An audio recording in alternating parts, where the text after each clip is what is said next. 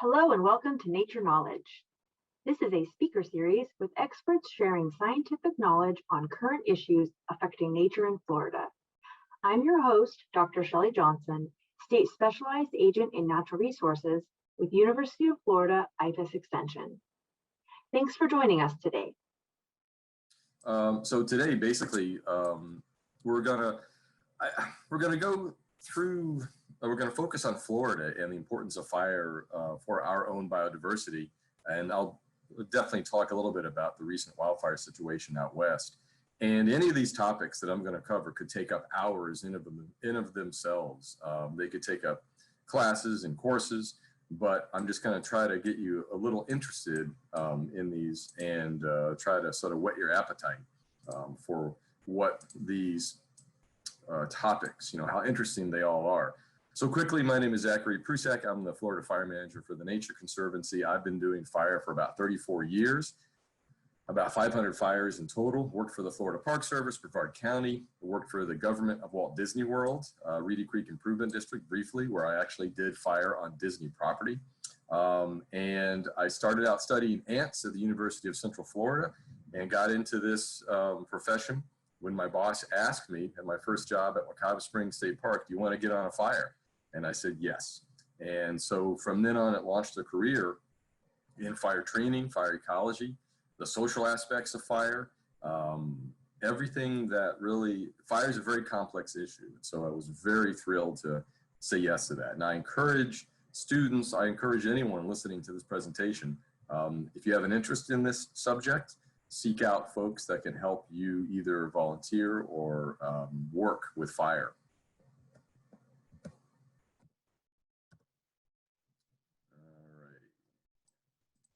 There we go. So there are some current large wildfires out west. And right now you can see on the screen the number of wildfires in every one of those states. There's a lot going on. 4,300,000 acres in total. California by itself has 3,100,000 acres. 20 fatalities, about 6,000 structures damaged or destroyed. And California is a very complex topic by itself.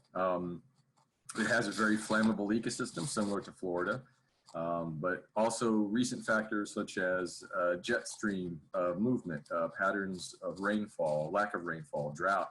You couple that with about 54% of the California ecosystems are fire dependent, and pretty much the rest are fire adapted in some way.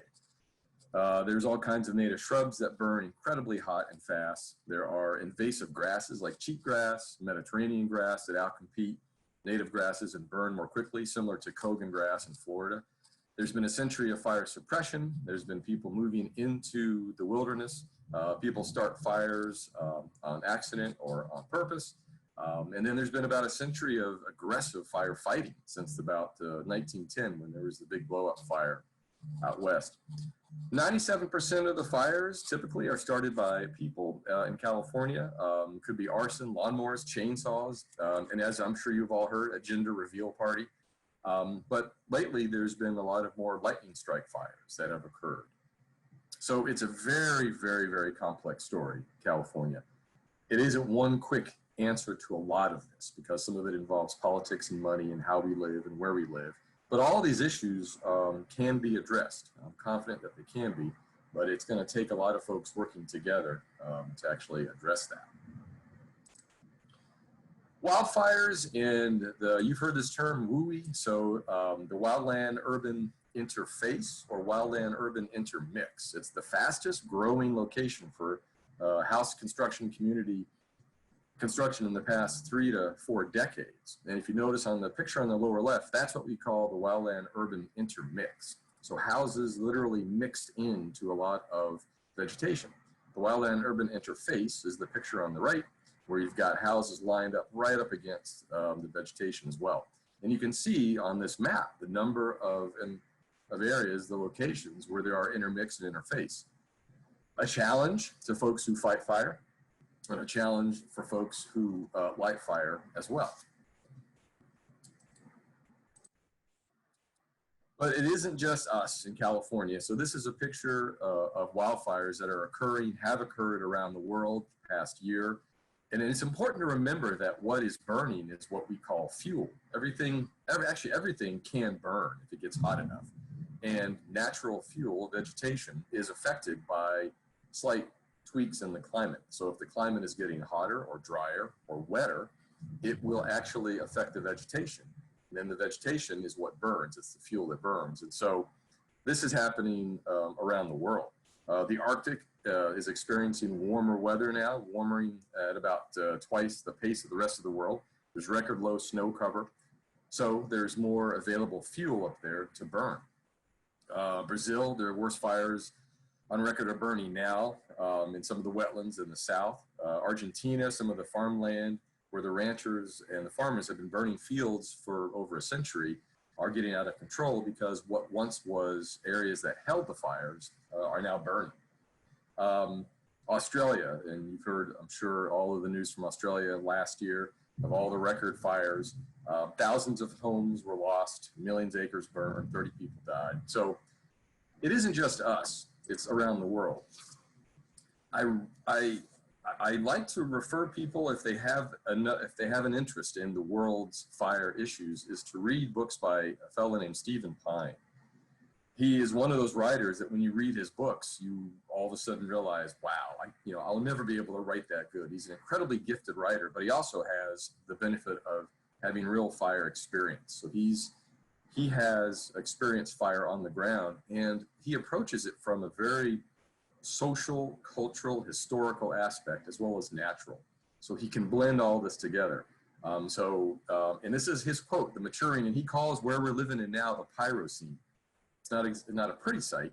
We need to relearn how to coexist with it because it isn't going away. Those are just a sample of some of his books. His books number in the, 30 or 40. Incredibly well written, definitely deserve a read if you want to learn more, and that's the website on the bottom. He does say, though, and this is a quote from Dr. Pine, in the short term, we can mitigate fire risks by designing more fire-safe communities, creating better evacuation plans, and improving fire management on wildlands. Prescribed fire will be a part of that. If you think of fire, he always tries to be very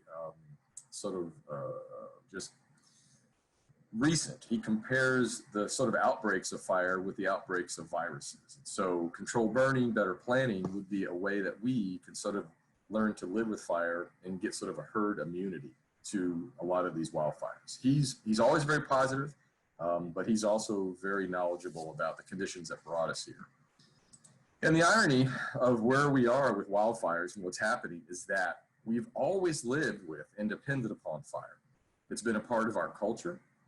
It can go back millions of years, and primitive humans, part of our religion, and even creation myths. So again, don't have any time at all to go into this in detail, but it's fascinating where fire pops up in so many cultures. There's a Siberian tribe where there's a central deity set fire to an ocean, and the land was born of that. Native American tribes of the Northwest and the Fire Nations speak of tales of fire. Of course, Greek mythology, Prometheus, it just doesn't end. Pretty much every single culture, similar to a flood story, has a fire story. And so people have depended upon the process of fire for food, for agriculture, for fighting, for all kinds of things. And so as a result, we know it's been with us for a long time. So we have lived with fire for as long as we've been around. So now let's go to Florida. So Florida, welcome to Florida. I'm a Florida native, lived here, born in Miami, lived here all my life. And I have always, in the summertime, the fall, there's always been a hint of some smoke in the air. So I grew up with the idea that fire was really a part of our state. We call it the Sunshine State, but it really should be called the Fire State. And so a combination of our climate, our geography, and our culture really combined brings us this landscape that has been exposed to frequent fire. Lightning. Those of you who live in Florida, I have relatives that live in other states, and they say, "Oh my gosh, I don't want to come to Florida. An alligator will, eat me." And I go, "Don't worry about alligators. You have to worry about lightning and worry about driving on I-4. Those two things will probably kill you." But lightning is certainly a presence in Florida, and this is hilarious because it just there was lightning just outside. So as I'm giving this presentation, there's a thunderstorm outside and a lightning bolt. So wow, that was perfect. It is a presence in Florida for now and for a long, long time. And so if you are a plant or animal or a culture that lived in Florida, you would have to adapt through the process of evolution to this constant process of lightning, fire. Here's a world map, which is similar to that wildfire map I showed you earlier. The darker the color, the more concentrated the lightning strikes are. So darker the color, the more chance you have a lightning strike from cloud to ground. So you can see where most of the United States, you know, it's in the southeast really, where we're predominantly afflicted with lightning. Out west, where there's the lightning caused fires right now, you'll see there's less of a chance. But out there, the landscape is so large that if a lightning strike does set something on fire, there's a better chance of it spreading. Here in the southeast, as you know, we have lots of roads. We no longer have fire towers because everyone has a cell phone in their hand. So fires that are lit by lightning typically get extinguished pretty quickly. But you can see Africa, South America, Australia, Asia, lightning strikes are part of this big static ball in space. Zoom in more closely, and there's Florida again sticking out as a place where there's a high chance you'll get hit by lightning. Everyone's taught as a kid what to do in lightning storms, all that, and so it is a presence. This is what lightning caused fires would look like. Although I'm cheating a little bit, this is actually an aerial ignition control burn, where we actually were using these little ping pong ignition devices to light fire.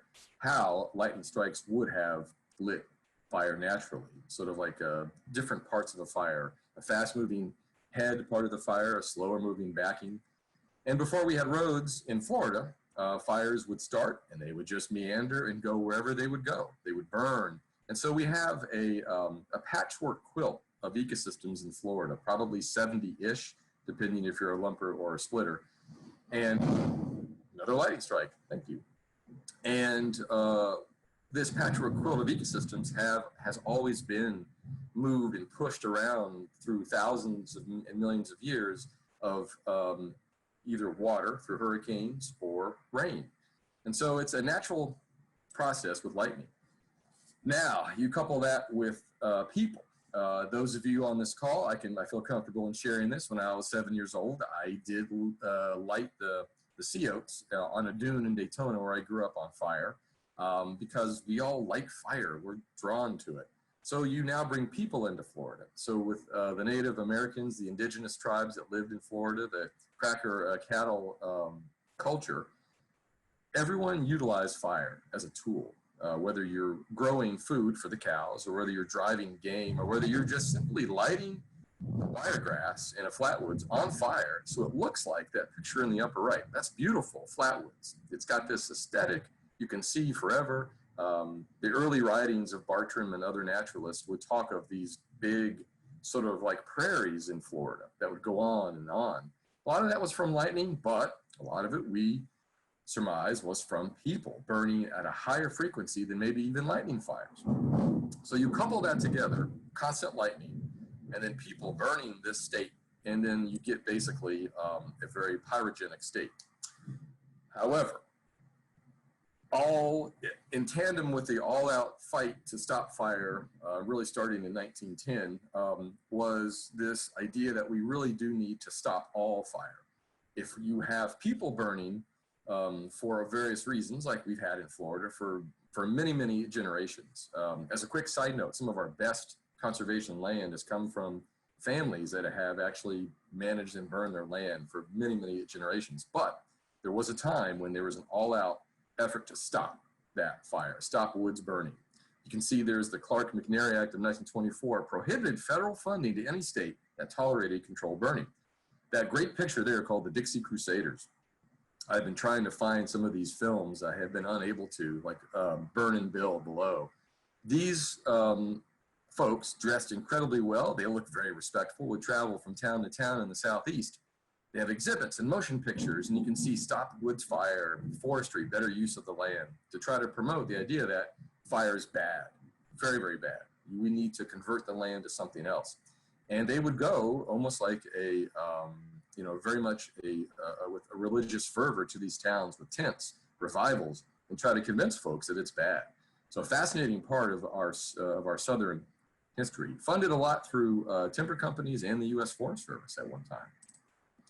And of course, all of what we know in our gut, we have been conditioned to fear fire, which you should. And I will tell you up front, it's incredibly dangerous. The job that I do, you don't fool with fire. But what has been a part of our culture, Smokey the Bear, it's been incredibly effective in getting us to have a mindset that fire is destructive, it kills, it's something to be feared and fought. All of us as controlled burners, we're very envious in some ways of the marketing success of Smokey the Bear, because the promoting and pushing controlled burning, it's a subtle thing, it's a nuance, it's so easy to say fire bad, 2 words, I'm good.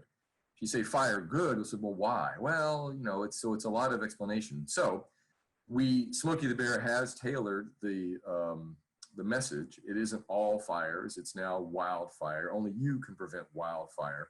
But look at those posters. I mean, they're very evocative, and you feel emotion. Bambi, what's interesting about the movie Bambi is when I give this presentation and I ask people, oh, how did Bambi's mother die? And they say, oh, the fire burned her. A hunter shot Bambi's mother. But we have this and as an animation fan, I absolutely love the hand-drawn fire. It's incredibly good. But it also was drawn and animated to make you fear and to make you have this, this feeling about it. So there's been a lot of push against fire. This is fascinating as well. In the 1950s, there was also a psychological movement to brand people in the South who owned land and managed their land as being really, really, really bad people. I will read, this is a fascinating line from a Columbia University psychologist named Dr. John Shea in 1940. Fire gives the Southerners distinct emotional satisfaction, which they strive to explain away by pseudo-economic reasons. Their explanations that woods fires kill off the boll weevil are something more than mere ignorance. They are the defensive beliefs of a disadvantaged culture group. So all fronts were trying to push fire off of the lands in the Southeast for all different kinds of reasons. But it's again, this is a whole incredibly fascinating field, and that picture is again drawn and designed to make that person seem evil. So we go to the 1962, the Tall Timbers Ecology Conference really was one of the first steps back towards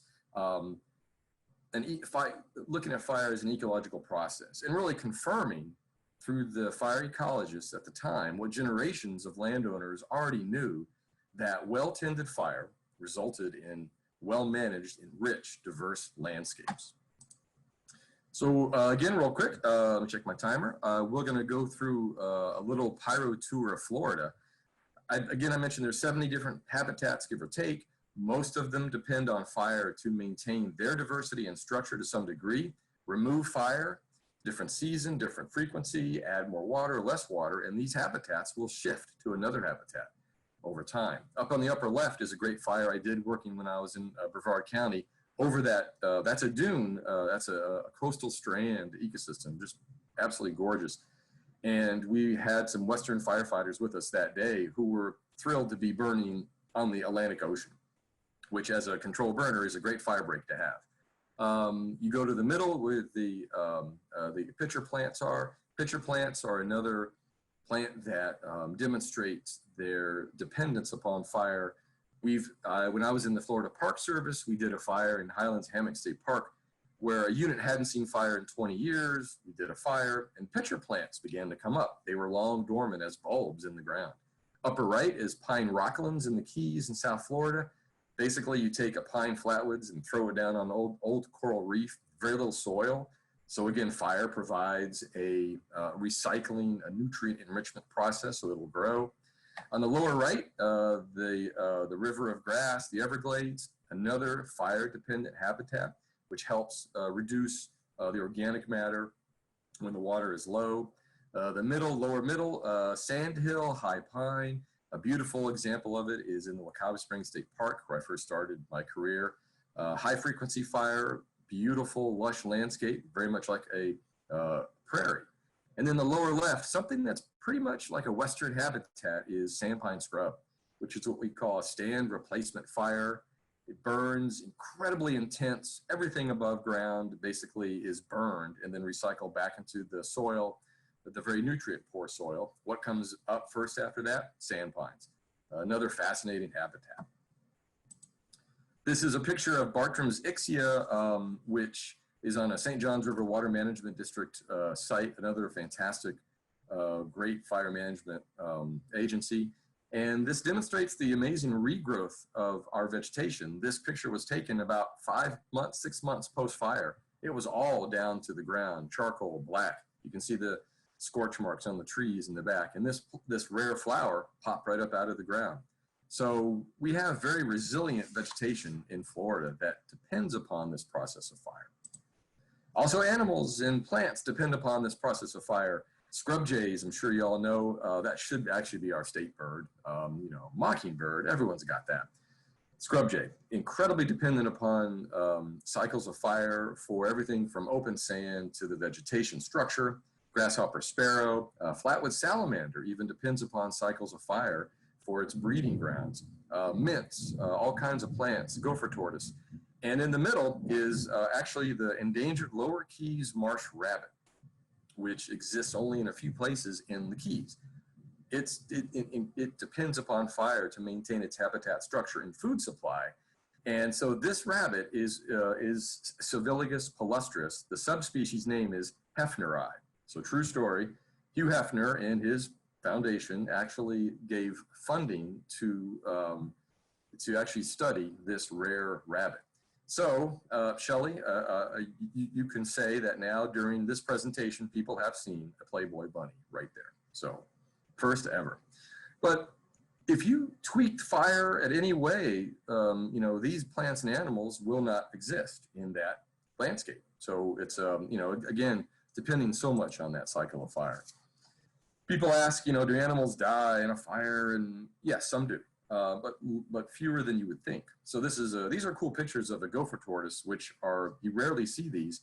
Gopher tortoises have burrows in fire-dependent habitats. They need fire to maintain their food and everything that they need to live. And their burrows are, of course, places, and you've all heard this before, where other species live.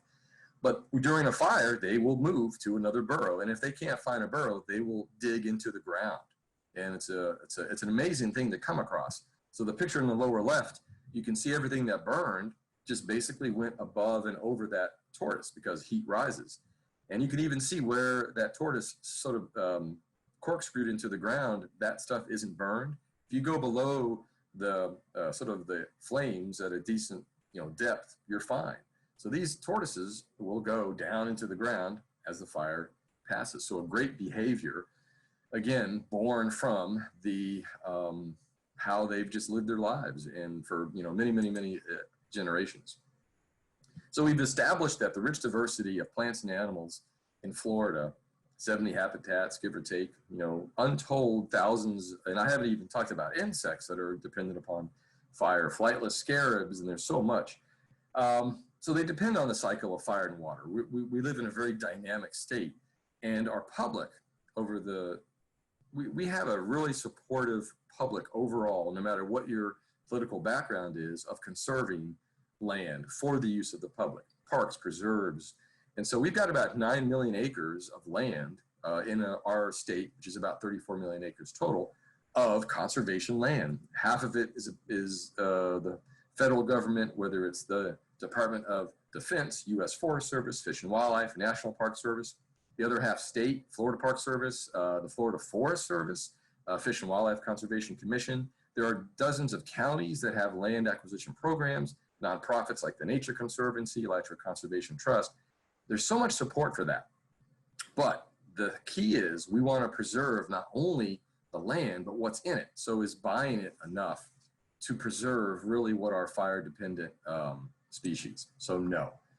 So we have to go in and do controlled burns or prescribed fire. And as a rough definition, it is basically a safe way to apply a natural process to ensure ecosystem health, and also a method to reduce the risk of wildfires. It's implemented by professionals for many reasons, implemented by landowners, folks that have, whatever you as a landowner want to use fire for, you can use it. It may include mechanical treatments of vegetation. I saw that comment earlier about mechanical versus fire, and there's pros and cons for that. And it is in the Florida statutes. If you want to become what's called a certified burn prescribed manager, you are protected by the state of Florida at a level of gross negligence, have a prescription, have adequate crew. You are encouraged to burn your land in Florida. And this all came about after the 1998 wildfires. And again, a great political win for our state at the time was to not retreat after we had massive wildfires, counties evacuated, was our state doubled down to encourage more controlled burning to reduce the fuels. Because those fuels don't hide. I mean, there they are. You drive down 95 and you see 6-foot palmettos. There they are. So it was a great moment actually for our state where we doubled down on doing more fire. So that's one of the reasons why we have so much fire in our state. Our state typically burns 1.5 to 2.5 million acres of fire a year throughout all kinds of different landowners, from agriculture to conservation. We know that the smoke from controlled burning has less of a health risk than wildfire. We also work with wetland fires. I know there was a comment earlier about, do wetlands need fires? And they do, and that's very complicated because wetlands typically burn for a while the organics are being consumed. And there's also, science has shown us that that there may be hints that there's carbon sequestered into the rapid regrowth of vegetation and the soil and charcoal from high frequency fires. There's more carbon sequestered in that than there is released in the smoke. So there's a potential that perhaps more fire could be a way to sequester carbon while encouraging diversity, which would be an incredible win-win. The Nature Conservancy, we're all about protecting nature, preserving life, but we also have to protect the process, and fire is one of those important processes. Is it easy? No. So it's becoming more challenging to conduct prescribed fires because of smoke. Ironically, it's way easier to control and contain fire than it is to control your smoke. The population is increasing. Every time I give this presentation, I have to update that number. So now we're, I think, 21 million. So we encourage people, if you come to Florida, take somebody back with you. No, just kidding. We love everyone here in Florida. The conservation acquisitions are often fragmented. And this is an interesting thing where the folks that do a lot of the protection, often, it's willing sellers who want to sell their land or provide an easement for conservation, but it's never done with the idea that we're going to make it easy for people that do controlled burn, someone who is a burn boss, a fire manager, because it's often fragmented like a checkerboard. And so that's a challenge to getting fire done. There's competing priorities within the conservation agencies. We love the fact that there's so much land protected, absolutely love it. However, the number of staff in these agencies, including us, don't really increase to keep pace. So often you'll find people in all these agencies wear multiple hats because it's what they have to do. There is a lack of funding for dedicated professional fire staff and a rapid change in land ownership use. The days where a 5th generation Floridian would be very excited to take over 10,000 acres of land and run cattle and maybe clear 60 grand. A developer comes to that person and says, I'll give you $5 million for your family's property. I totally get that, where, people may not be willing to actually manage land like it used to be. But we do meet these challenges. We have fire councils, we have agreements. All of us in Florida work incredibly well together, from the private landowner to the federal land managers. Fire doesn't care what patch you wear. The fuels don't care what patch you wear. So we're all in this together. And I am very proud, and one of the benefits of getting older is I've seen this over 34 years. We all now just, of course, take it for granted that we work together, because that's how we're going to get this fire done. So now the fun pictures. I was mentored in my fire career by amazing people, Rosie Mulholland, Walt Thompson, who taught me how to stay safe, who taught me the ecology of fire. And we encourage that to this day. Up in the upper left, some of you who may know Steve Morrison, known as Sticky, because he raised bees. There's an art there's an art exhibit based on him in Lake Wales now. He used to work for the Nature Conservancy. His family has a long history of conservation in the Lake Wales region. One of our incredibly just generous and gifted mentors, and he took it upon himself to teach a lot of people. Lower left and the right, those two pictures on the bottom are students from University of Idaho who came to Florida to burn with us. And so we work with a lot of college students, University of Florida. I work very closely with Dr. Crandall and her students there, the local student association, or the student section of the Association for Fire Ecology, long acronym. But we want to get students interested and trained and mentored in this world of fire, because there's so much you could do. Are you interested in ecology? Great. Are you interested in mapping or fire behavior? Are you a computer guru? There's a place for you there. Are you a mechanic? We all need help to fix these things that we make. So fire is an incredibly diverse field to get employed in. So we really do like to work with students. And the upper right is an all-women fire that took place at the Disney Wilderness Preserve last year, which went off incredibly well. We have great ties with the Florida Forest Service. And in the lower right, you can see the St. Johns River Water Management District employs folks who use horses to light fire. And so a great example, so I love this picture because it has what we call a Type 6 engine, so an engine we use on our fires, and then horses, because there's so many ways to get a fire done, and it all comes down to the individual who knows what they're doing. So anyone on a fire, a good burner, is part chess player, because they have to be thinking what's going to happen in the next hour. They have to be part naturalist, really understanding why you're burning. They have to be part public relations. They have to be comfortable talking to people, because in our state, someone will ask you questions. They've got to be part sheepdog, because once you light that fire, you've got to keep it in place. And so really, fire is an art, it's a science. Everything involved with it is I don't know, it's a beautiful yet scary thing. And so anyone can do this work. Fire, one of the other benefits of fire, or other positives, is it does not discriminate. Fire, any gender, race, ethnic background, politics, again, fire doesn't care. Fire is this process that you can work with and basically, shape and mold to what you want. Let's see. So here's some nice pictures of fire burning. This one's going through a longleaf pine flatwoods in the Disney Wilderness Preserve. We hear a lot about scrub and the vanishing scrub. Longleaf flatwoods also is a habitat that we have far less of it than we used to, and it's a fire dependent habitat. The more fire that goes through it, the more longleaf pine and everything else on the ground, from wiregrass to herbs and shrubs. It's one of the most diverse ecosystems in North America, and with frequent fire, you maintain that diversity. And you can see the saw palmettos there on the bottom. Interesting thing about saw palmetto, the folks at Archibald Biological Station who do their great studies have shown that these may be some of the oldest plants within our habitats.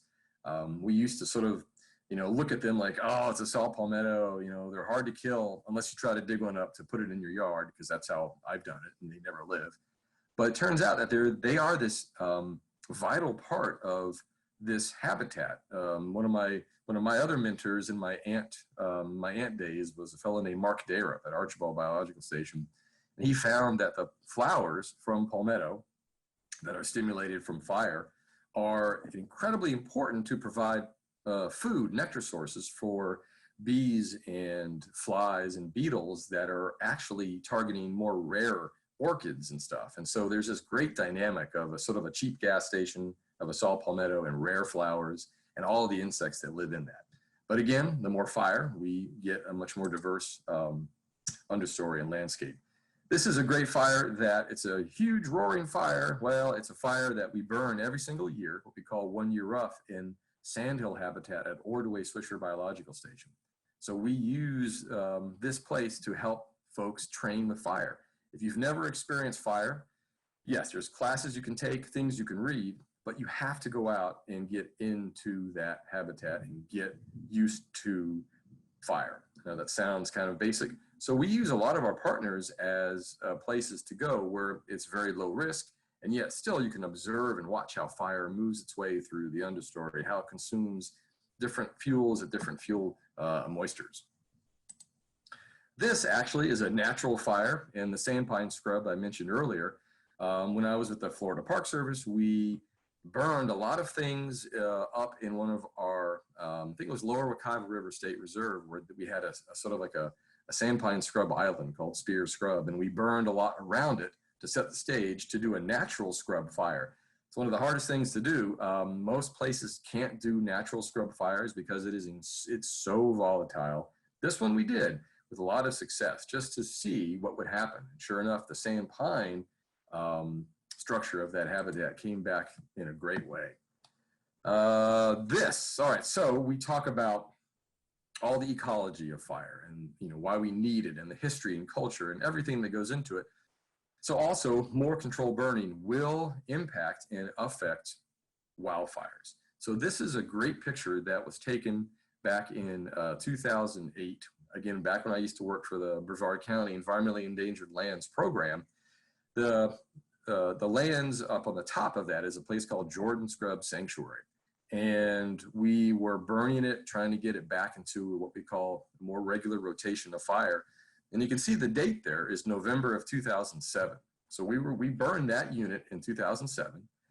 In May of 2008, what we had called the Mother's Day wildfire or Osage wildfire started. So sort of what you're looking toward the east and the Indian River out there. Back on the other side of the picture is I-95. So this wildfire started and it ran east toward our scrub or toward our sanctuary. And you can see on the bottom part of that just sticks for trees and black, very, very fast moving, all-consuming fire. And those lines in the ground are basically where the Florida Forest Service tried to put in tractor plows to basically cut the fuel leg away from the fire to stop it. And you can see the fire just jumped those. And it kept going, and you can see it jumped our fence line. But look at what happened. When it jumped, it basically ran out of fuel to consume, to eat. Fire needs oxygen, heat, and fuel. And we effectively, by doing controlled burning, removed the fuel it needed to eat. And you can see on the right side, it just kept going around. It kept going around. And this fire stopped when it hit the river. But in our sanctuary, it basically, it spotted into it and went out. So a great demonstration where more controlled burning will impact the behavior of a wildfire. This is another picture from my Brevard County days where we took about, because people ask, well, can you burn in urban settings and urban environments? And you can. Is there a risk? Oh yeah. But if you plan well and you have partners that work with you, you can do it. So this is a picture of a 15-acre scrub sanctuary called Dicerandra in Titusville that the county eel program manages. And it has a very rare mint, which is why it's called Dicerandra, and scrub jays. And it's also surrounded by every single nightmare that any controlled burner would think of. I have homes, there's power lines, there's a well field, there's some, you can see organic soil directly adjacent in this ephemeral pond. Homes, did I mention there's homes? And there's homes there. There's State Road 50 off to, and there's I-95 off to the west. But we took about 2 years of planning with a bunch of different partners, and we got it done. We just took it a little bit at a time, and we burned. I spent most of my time talking to the neighbors, actually, making sure that they were comfortable with this. I couldn't convince everyone that this was the right thing to do or a natural thing, but at the end of the day, they understood that we were professionals that actually were doing this with each other, and we were approaching this as professionals. So that, I'm very proud of that fire. And to this day, the residents now call and say, hey, when's the next fire? Because they got used to it. So Shelly, with 1 minute on my timer, I think I hit that right on. So I also want to share these books with you because people ask, well, what can you read about fire in Florida?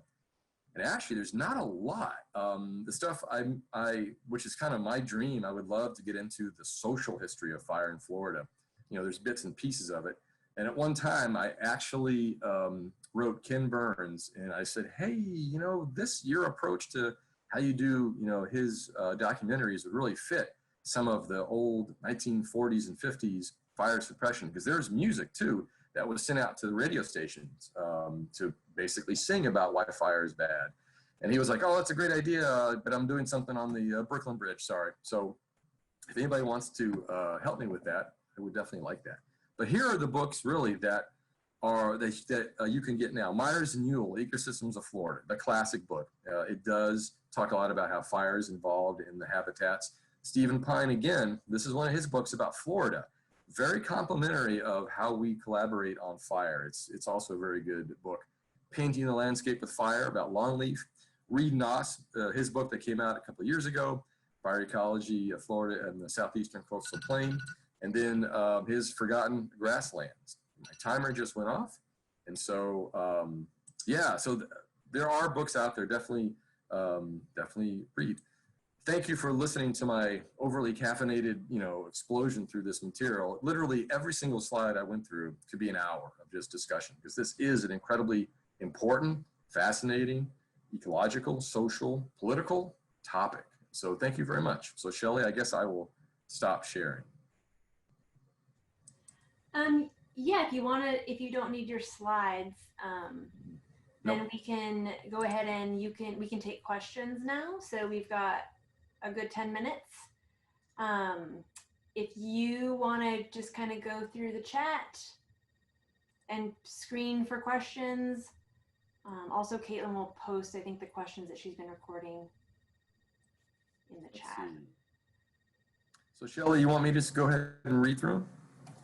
Yeah. Okay, cool. Wow, there's 46. So I will start at the very top. 80%, not that very top. Yeah, most people got that right. It's the Florida habitats we can argue about that need fire.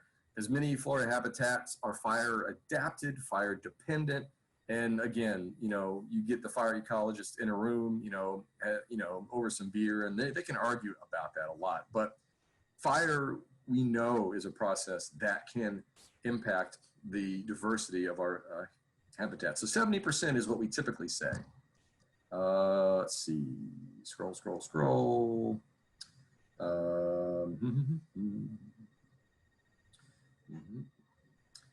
Topics.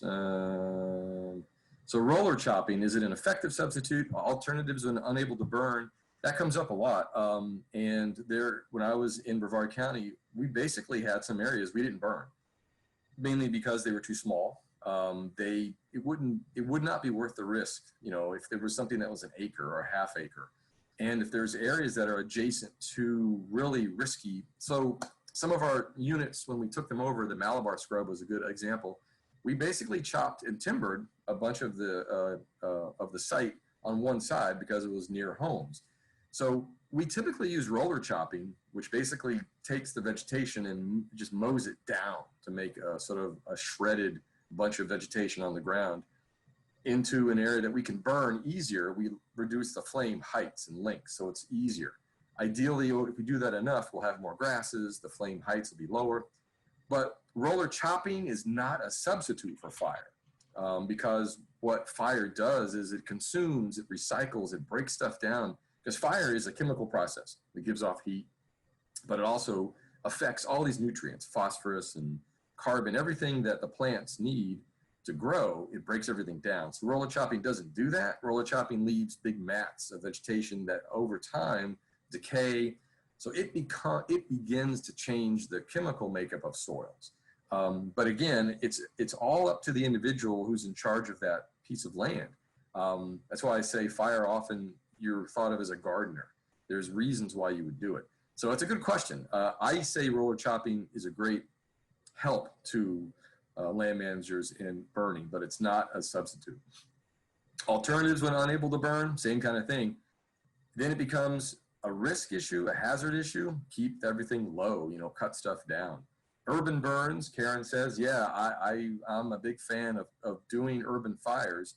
And I will say, I guess to sort of counter what I said before, sometimes those little 1 acre pieces, there was one in Palm Bay, we did burn that, but it was more of a demonstration to the public about what fire is at a safe place. You can do fire in urban settings, it's possible. It depends where you live, what your laws are, and who your partners are. Our local fire departments, I love our local fire departments, our structure firefighters. They are often the first on the scene for fire suppression. We've worked with them to do actually control burning. So if you have enough people, you can do it. We have not had any serious wildland fires in a number of years. Lucky or, yeah, it is lucky. It depends on your time frame, how many years you look back. And so yes, luck is a part of it. Back in '98, it was a lot of fire because everything clicked at the same time. We had a lot of growth in the winter, a lot of drought at the time. Our atmospheric conditions lined up like a key in a lock, perfect to allow, when the fire starts, for the heat to rise at just an incredible level, making everything much more dynamic. The picture I showed on my first slide showed basically what happens when smoke goes through the upper levels of atmosphere. It creates this gigantic, just amazing firestorm. So lucky, we have done a lot more controlled burning over these past, decades. So if we keep doing that and we keep recognizing where there's risky areas and try to burn them, then, it's the best we can do. But yes, some of it is luck. Fire as a management tool. Yes. I'm going to go ahead and launch the poll real quick. You can definitely keep answering questions. We have at least another good 5 minutes. Okay. And I'm okay staying a few minutes over too if you want, but. Cool. Fire, let's see, as a management tool, invented here in Florida, tall timbers. The tall timbers has been a great advocate for the ecological use of fire as a tool for hunting, for game management. No doubt, tall timbers and Archibald are one of the advocates, along with the Jones Center in the Southeast, as far as fire science and learning about fire. But I would say that it was invented as a management tool by us as a species, for who knows when that started, from people who painted in the caves in France using fire.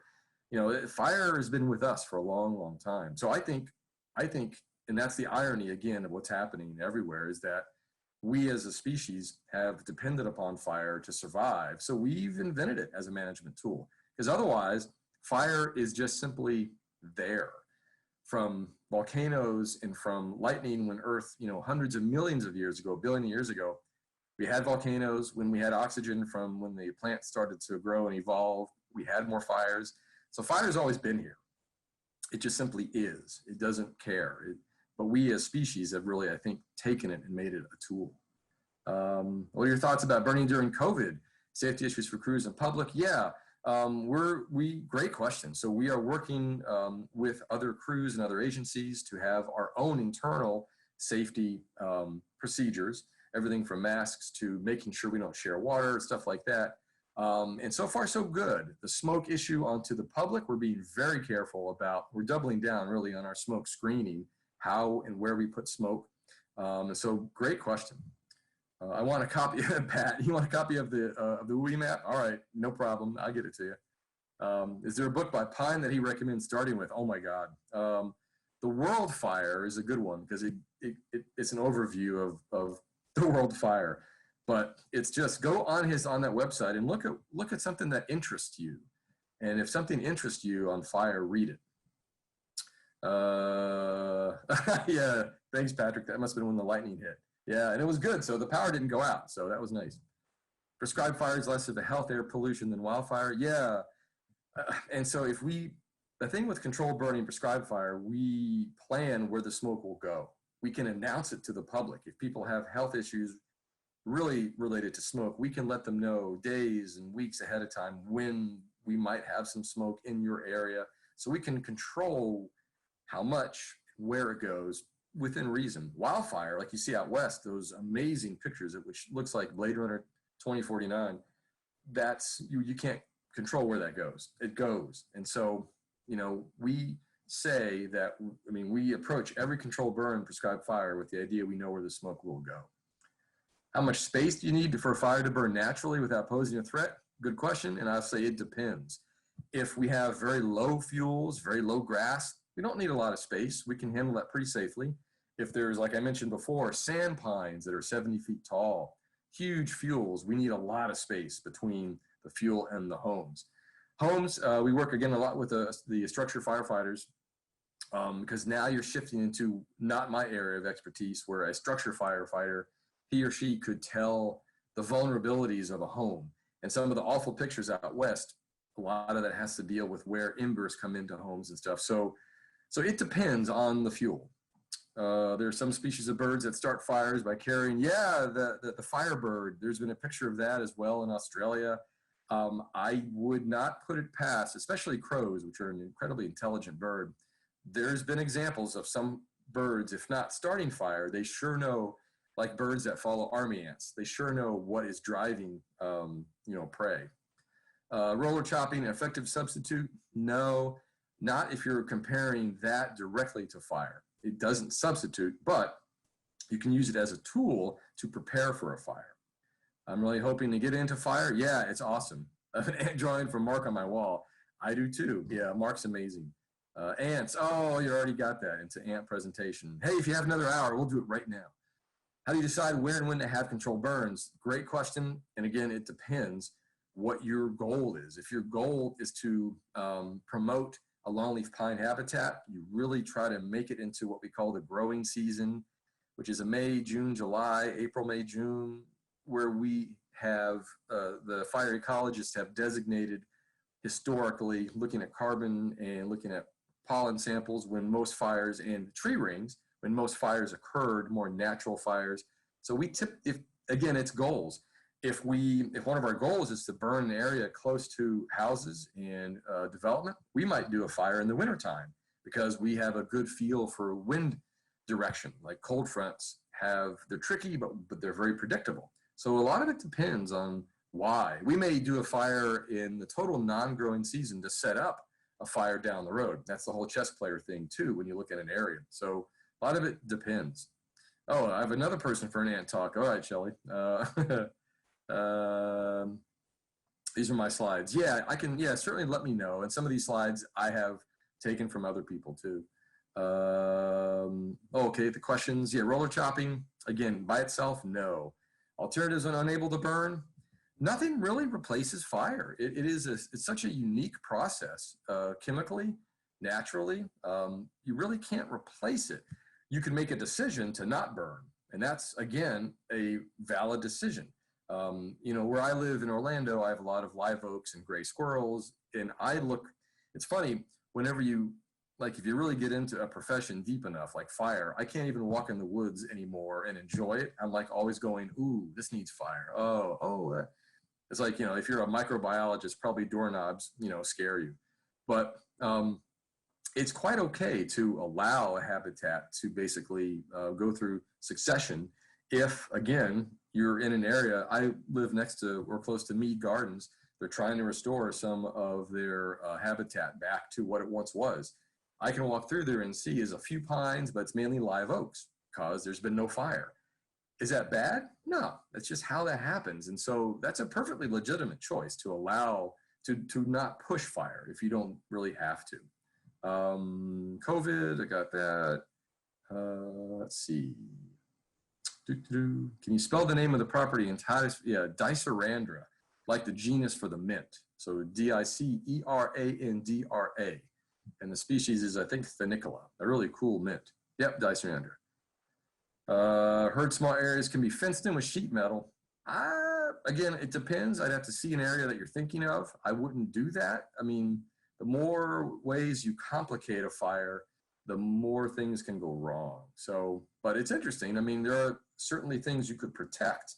For instance, if there's, I don't know, something like out west, the federal fire folks do a really good job of wrapping things in fire foil, mainly archaeological sites, to prevent fire from damaging them. They don't have an airport. I burned next to an airport, actually, in Valcaria, again in Brevard County, and in Melbourne. It can be done, but again, you really have to be sure that your smoke is going in the right place. This is great. Thank you. Oh, you're very welcome. Contact details. Yeah, if Shelly has everyone's email, she can send my email out. And thanks very much. Thanks. Hey, Mary. Hey, thanks. California fires due to decades of fire suppression. Does everyone have an hour to stay on? It's a complicated issue. Yes, that's a part of it. And so if you look at California as like a pie, and like the wildfires, the fires, and sometimes even that term wildfire, lends this sort of connotation. I mean, it's horrible pictures. Excuse me. People's homes are lost. It's awful. But there's so much involved in that's happened. And so a part of this fire pie, one big wedge is fire suppression, although you could say fire exclusion too. After the 1910 big blowup, which Stephen Pine writes about as well, there was a big, very military-like organization to put out fires. All fires detected and out by 10 a.m., out. And it became a psychological mindset of fighting. So once again, you have a conflict. You're fighting this fire. Whereas in the past, in California, with the indigenous tribes that once were out there, and basically there were so many indigenous tribes throughout North America and the world utilizing fire, again, as their management tool. There was a lot more fire going on back then. How much, we don't really know, but we know through a lot of other records, there was way more fire being lit. So once those habitats are used to a lot of fire, they grow. And so when you start excluding fire and suppressing fire, you will have fuel building up. And then you couple that with changes in the weather, which is drought, snowpack, due to climate change, just even a little bit of an increase in temperature can make a huge difference in the amount of available fuels. Basically, you're driving out moisture of things that can burn, and it's a cascade. The bigger the fire, the more fuels are available. So it's a part of it. A part of it is politics. A part of it is because, and this happens in Florida too, we have a lot of homes that are built in areas that are very high risk, on the coast, hurricanes. And so there's a lot of tax money brought in by, really expensive homes in all these areas. It's tricky. There are ways to build homes better that can withstand fire. Sometimes they're more expensive, sometimes not. Do insurance companies play a role in this? So that's complicated. And then just simply the lack of funding for controlled burning. It's, again, a huge complex issue. But yes, part of it is fire suppression. That is certainly one part of that wedge. Okay, you're welcome. You're welcome. What qualifications do you need to volunteer with prescribed burns? It depends. If you volunteer for the Nature Conservancy, we abide by federal fire standards, which are called NWCG standards. So in a nutshell, you have to have the basic wildland firefighter training, which Shelly knows very well. So the 130, 190, L180 suite, we do offer that through the Natural Areas Training Academy when it was in person. We're working on making that virtual. You've got to have the basics to, from a federal standpoint, to work for us. I would recommend asking. There's the, Florida Park Service, state, county, city, some cities, the city of Gainesville, Alachua County has a fire program. So basically, and if you contact me after we're done, I can maybe hook you up with some folks local to where you are, which I don't know. But in a nutshell, it depends. By Florida law, you don't need any of the federal fire training if you are a private landowner, but it's certainly helpful to have this basic fire training. It's incredibly important because the basic fire training teaches you how not to die, which you don't want to do. And so it allows us all to speak with a common language. Reduction at a park that can't be burned because of proximity to airport. Yeah, again, not knowing where you are, it's doable, but it's challenging. And this is where mechanical vegetation reduction comes in play with fire. But without knowing where you are, I can't really be specific, but I could say it's doable. Which book is more on history of controlled fire in Florida? Great question. I don't know. I don't think we even have one. The Florida Forest Service, the Division of Forestry, I know they have a book that's mainly for their staff, but that's a great question. I don't know. If there's one that's out there, it escapes me. It needs to be written. It really does. There's some amazing, because I'm a hoarder of books and stuff, and I've got really old Division of Forestry references that speak to the evils of fire, and so that needs to be written. Qualls, okay, I got that one. Yeah, North Florida Prescribed Burn Association. Thank you. Thank you, thank you. So look up the North Florida Prescribed Burn Association. They will hook you up with getting experience, because that's really what this is all about, is we need more people to have more experience on fires. the more experiences you have, the better and safer you are. I've been doing this again for 34 years. I still approach every fire like I will, like I don't know anything. And because it's something you really have to respect. But it's an awesome profession.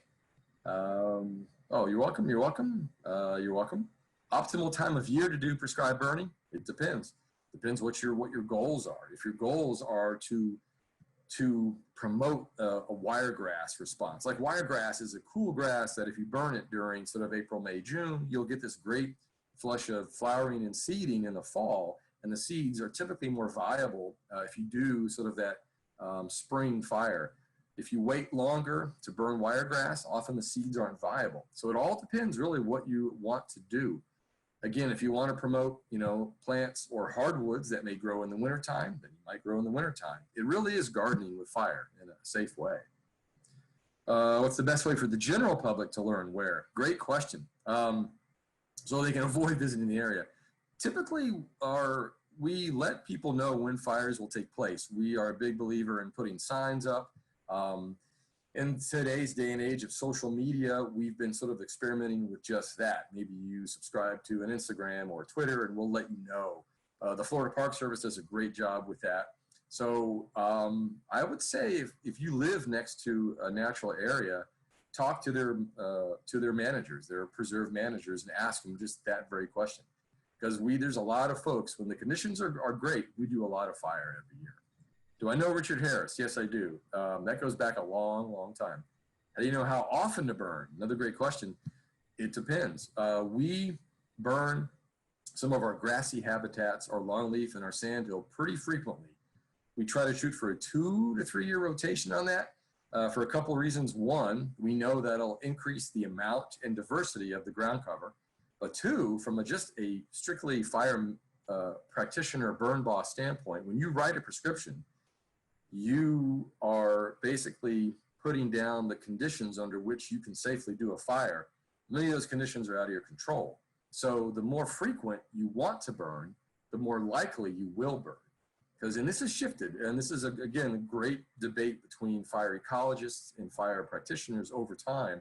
There once was a time when like Flatwoods would say 5 years, 5 to 7 years. And now we know that's too long.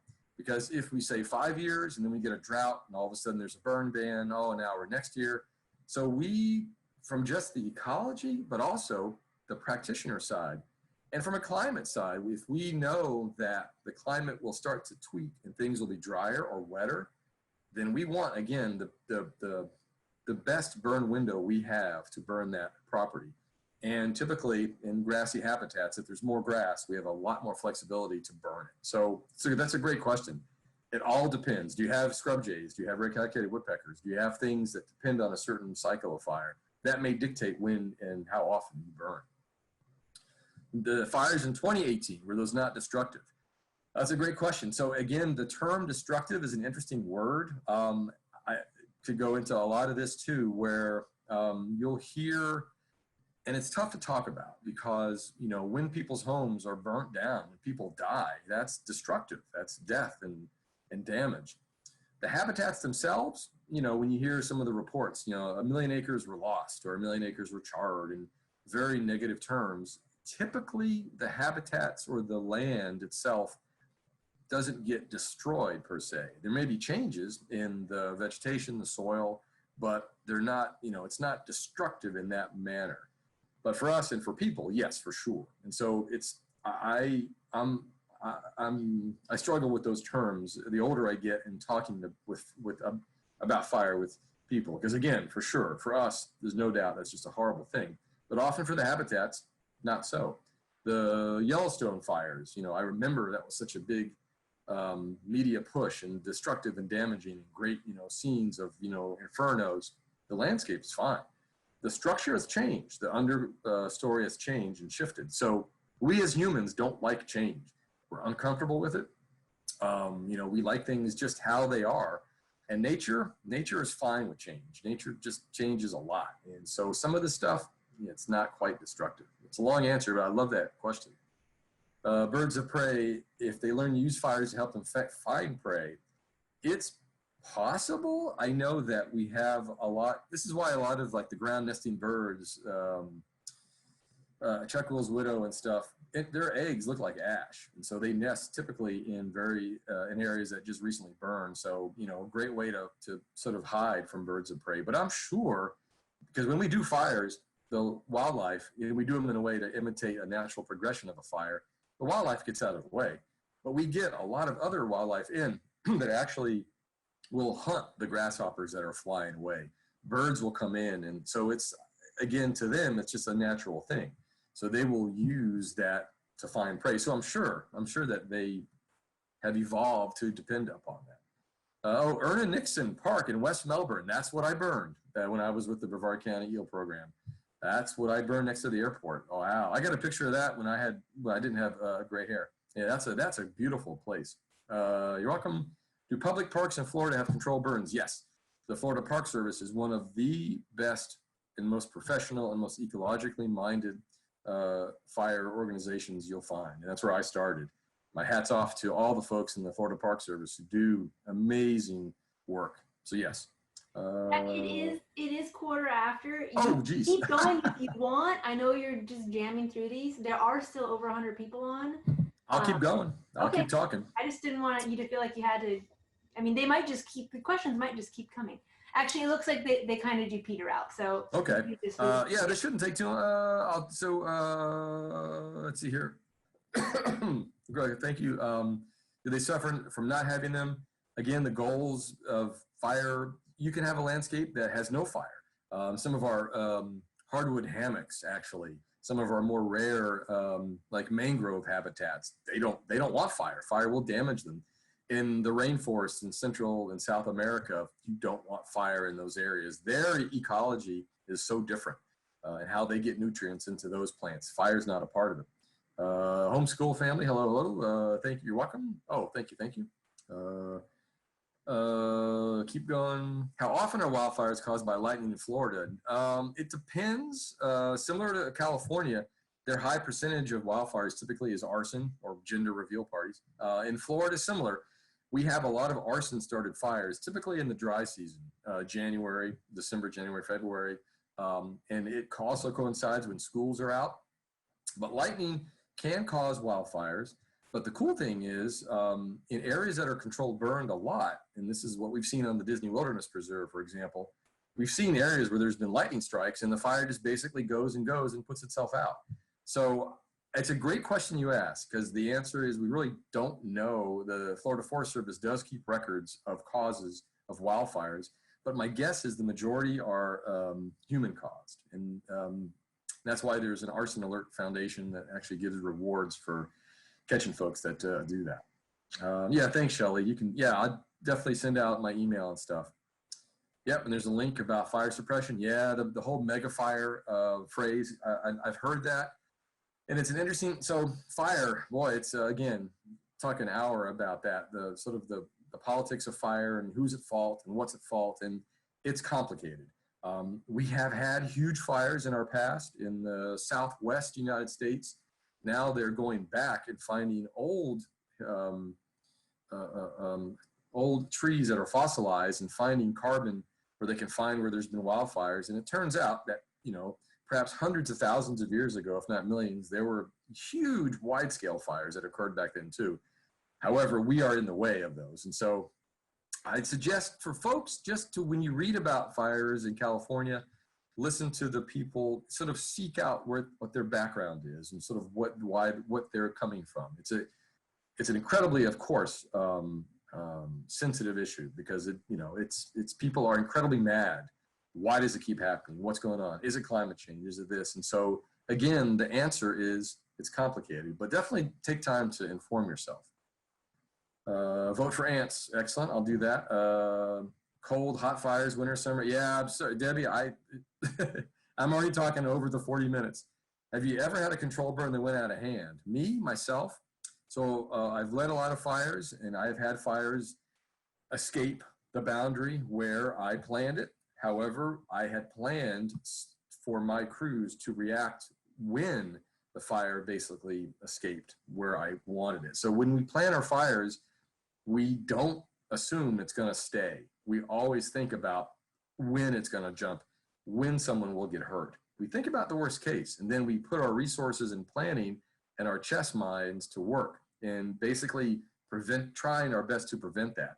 So I have had fires escape where I wanted it, but they never got out of hand. We basically, we sort of went back to another line, burned another unit. So we kept everything contained within the site. I never had a fire escape and go off into the public and, basically get that much out of hand.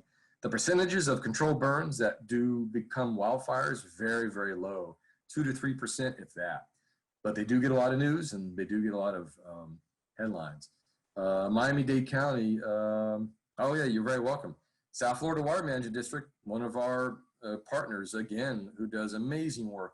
Our water management districts are some of our best fire partners as well, because the better the lands are managed with fire, the better water quality you have. We do a lot of work on the percolation of water going into our aquifer, and a lot of research is showing well-managed lands provide for a better recharge of the aquifer and better filtered water.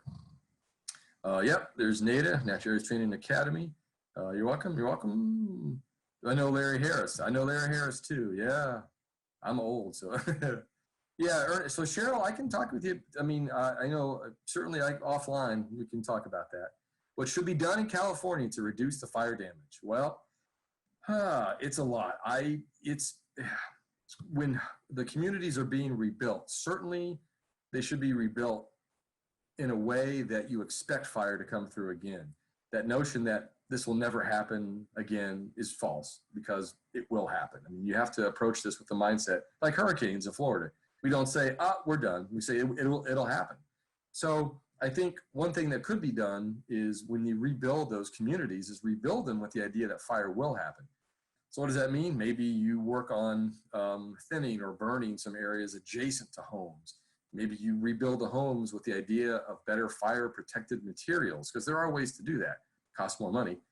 So that's one thing. And maybe just look at, funding more controlled burning, although that's a huge thing. Controlled burning by itself will not reduce all of that risk or the fire damage. It'll help.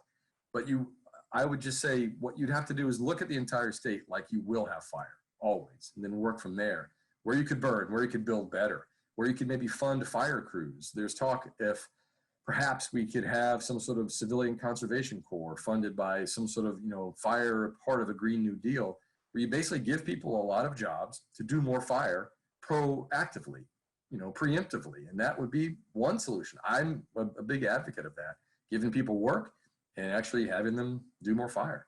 But it's a complex issue, but we can address this. An advantage of lighting fire from the air versus on the ground. From the air, if you do with those ping pong balls, you'll have a lower intensity fire. You'll have more fires, and as those fires begin to spread, they'll join, basically burning a lot of acres relatively quickly with a lower intensity. If you light on the ground, you may wind up with a much larger fire front, much bigger head fire, which you might scorch trees. But again, all about your goals. Sometimes you want that. Your enthusiasm spreads like a fire. Thank you. See, I avoided all fire cliches, so thank you. And I think that's it. Firewise landscaping training. Oh, you will. Oh, Firewise. So there's terms: fire adapted communities, Firewise. There's a movement and of course the Conservancy has a program called Living with Fire. So now there's this movement that we need. So to go back to the California question, the answer is everything. So if you rebuild your community, use Firewise landscaping. So that could be plants that don't burn as readily as other plants. That could be landscaping with rocks. That could be landscaping in many different ways. But then embracing maybe more of a mindset that fire will be your neighbor. So let's find ways to live with it. And so the Firewise landscaping is really cool. That's awesome, Shelly. That'd be cool. I would love to take that. All right. Thank you so much, Zach. This was wonderful. We had a record number of people on. We're still 89 people on here. So thank you for staying late to answer everyone's questions. Yeah. It's great how interesting. And yes, we could probably have another one of these that's you know, a whole nother It's, hour of. yeah, it's such a fascinating and terrifying and important subject. And, you know, we need to figure out ways to live with fire. And it's doable. It's very doable. But anyway, so yeah, so thank you all for listening on this lightning day. So.